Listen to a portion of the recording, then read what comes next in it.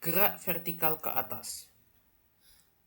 Gerak vertikal ke atas adalah gerak benda di lintasan lurus pada sumbu vertikal ke atas yang jatuh dibantu gravitasi dan ada kecepatan awalnya. Jadi ini signature dari gerak vertikal ke atas. Kita gambar pergerakan dari gerak vertikal ke atas itu sendiri. Jadi gerak vertikal ke atas itu bentuknya akan selalu begini, terus turun lagi. Oke, signaturenya adalah yang pertama, percepatan adalah gravitasi versi minusnya. Kenapa pakai minus? Karena semakin lama kita mengangkat ini, maka lama-lama akan tertarik oleh gravitasi. Jadi apabila kita melempar benda ini ke atas, maka lama-lama akan terseret oleh gravitasi yang 10 meter per sekon kuadrat itu. Yang kedua, V0 nggak mungkin sama dengan 0, karena jika itu sama dengan 0 maka akan masuk ke gerak jatuh bebas. Next, jika Hmax artinya ada di sebelah sini, maka Vt sama dengan 0. Tidak ada pergerakan sama sekali. Dan kita harus memperhatikan hukum kekekalan. Jadi kalau semisal di sini kita angkatnya V0 sama dengan 5 meter per sekon, nanti turunnya juga harus 5 meter per sekon. Rumus. Gerak benda di lintasan lurus pada sumbu vertikal ke atas. Ini definisi yang sebelumnya ya, yang jatuh dibantu gravitasi dan ada kecepatan awalnya.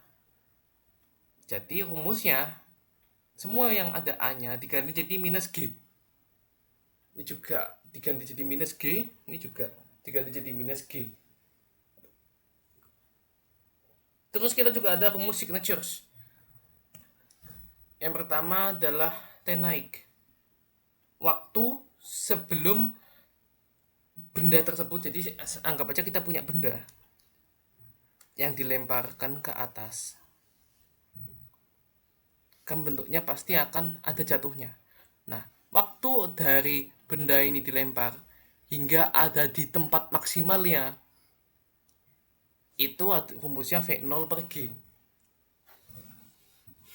Hmax-nya, ketinggian tertingginya, itu dapat dari V0 kuadrat per 2G. Atau the naiknya adalah Fock dan Vovorezhek.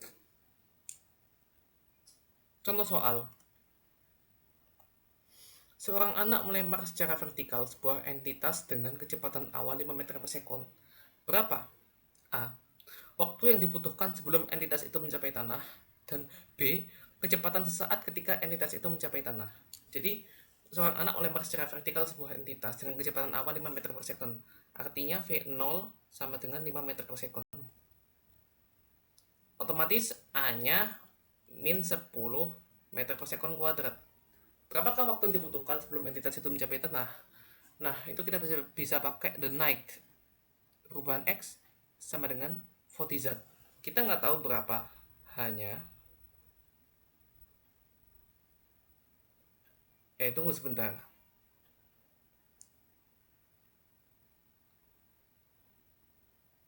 Iya, betul.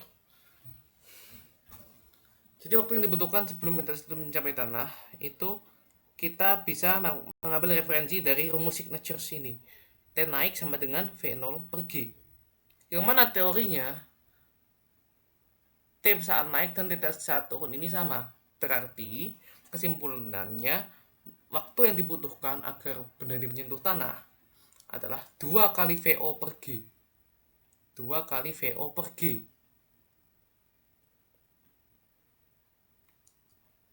Dua kali VO per G